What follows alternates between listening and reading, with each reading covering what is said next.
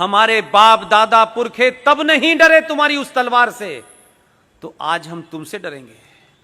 तुम तो डरे हुए लोग हो, हमें क्या डराओगे यार। ये बोलना शुरू करा है आपने, इसीलिए इस देश में बड़ी उथल पुथल है।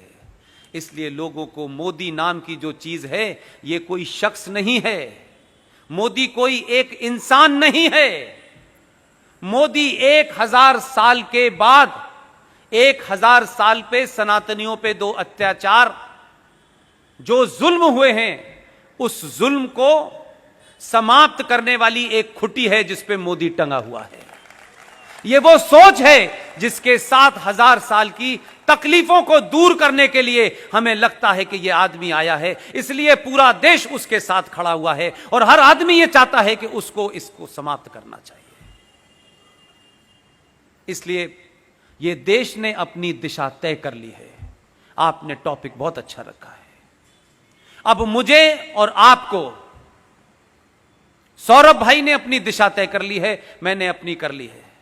बहुत सारे लोग इस देश में, चाहे वो विवेक अग्निहोत्री जैसे फिल्मकार हों, वो भी बहुत पैसा कमा सकते थे 2 गाली देकर के भारत के सनातन को, 2 गाली देकर के देश के सरकारों को। वो भी क्या कहते हैं, उस लाइन में खड़े हो जाते जहां बहुत सारे राइटर और एक्टर हैं जो उनकी मर्जी के बगैर पैसा नहीं लेते, खड़े हो सकते थे। लेकिन विवेक अग्निहोत्री ने भी वही रास्ता चुना जो सौरभ भाई ने चुना, जो मैंने चुना। और उन्होंने रास्ता चुना इसलिए एक पिक्चर बनाई जिसका नाम है ताशकंद फाइल। वो देश की पहली ऐसी पिक्चर है जिसमें स्क्रिप्ट नहीं लिखा गया है, सारा डॉक्यूमेंटेशन है।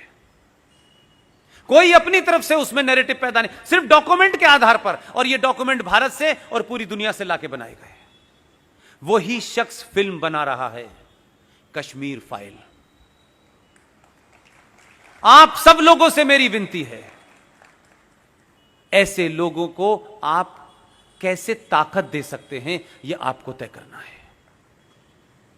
इसलिए कि वैसे ही बड़ी मुश्किल के बाद एक मौका आया है। इसलिए मैं कहता हूं 4 साल का समय नहीं है, यह 4 साल के समय को 400 साल में कन्वर्ट करना है।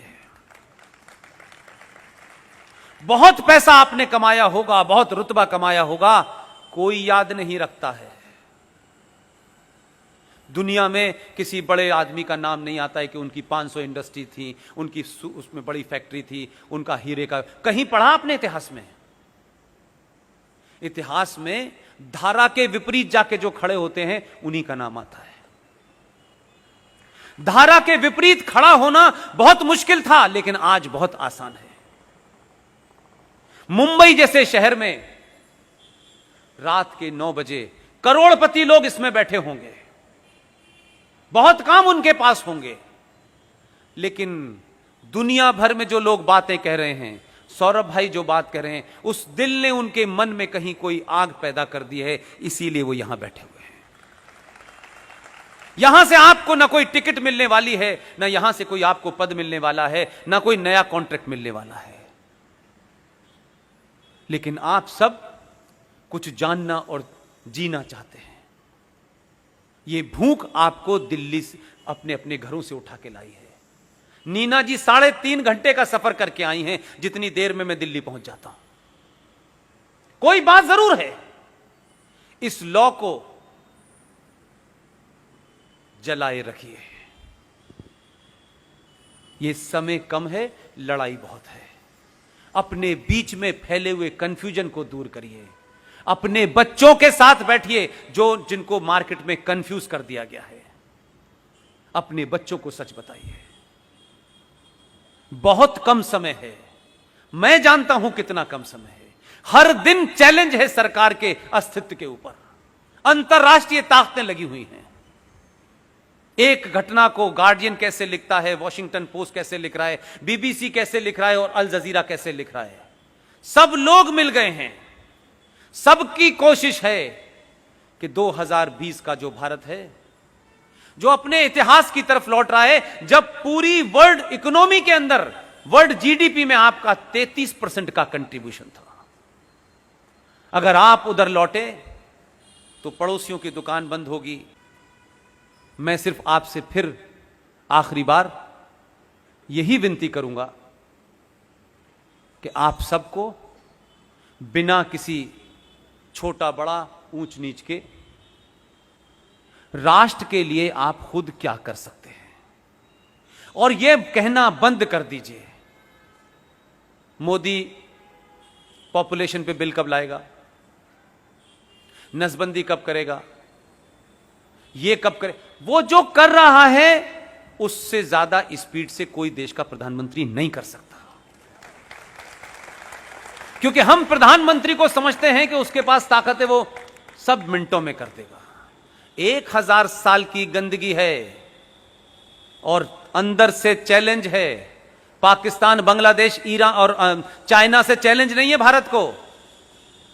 जब भारत की आर्मी के चीफ ने यह कहा कि 2 फ्रंट की चिंता मत करो, क्योंकि कांग्रेस पार्टी के जो पार्टी का लीडर है लोकसभा में, उसने कहा कि हमारे 2 फ्रंट पहले से खुले हुए हैं, क्या हम इन 2 फ्रंट का मुकाबला एक साथ कर सकते हैं। चीफ ऑफ आर्मी ने जवाब दिया, उन्होंने किसी रेफरेंस में इनडायरेक्टली जवाब दिया, उन्होंने कहा भारत के जो 2 फ्रंट हैं, ईस्टर्न बॉर्डर और वेस्टर्न बॉर्डर पर, इसकी चिंता भारत को नहीं करनी चाहिए, भारत की आर्मी कैपेबल है। मैंने उसके बाद में इस नैरेटिव को कहा, भारत का एक तीसरा फ्रंट है जिसकी ज्यादा चिंता करनी चाहिए। यह तीसरा फ्रंट भारत के समाज में घुल मिल के बैठा हुआ है, जो कहता है हम भाई भाई हैं। अभी भी आपको भाई भाई का फर्क नहीं पता चल पा रहा। भाई तो पाकिस्तान कराची में रहता है, यह भाईचारा, भाई का पता चल गया, चारे का पता चल गया। यह गंगा जमुना तहजीब यह कहां मिलती है। हम सदियों से साथ रह रहे हैं, यह मुझे समझ में नहीं आ रहा कि कहां पे रह रहे थे। इस नैरेटिव से बाहर आइए, अपने होने का एहसास कीजिए। इसलिए मैंने कहा कि सनातन के लोगों को कभी हथियार उठाने की जरूरत ही नहीं है। आपने तो 2 भेजे हैं, तब अल्लाह से यकीन हट गया है। आप तय करें, हमारे निजी स्वार्थ कुछ भी हो, हमारी आपसी अनबन कितनी भी हो, लेकिन हम दिल्ली पे उसी को बिठाएंगे जो 5000 साल पुरानी सभ्यता और सनातन राष्ट्र को बचाने के लिए काम करेगा। उसकी जात क्या है, उसकी पार्टी क्या है, वो क्या खाता है, वो क्या पीता है, ये हमारा एजेंडा नहीं है।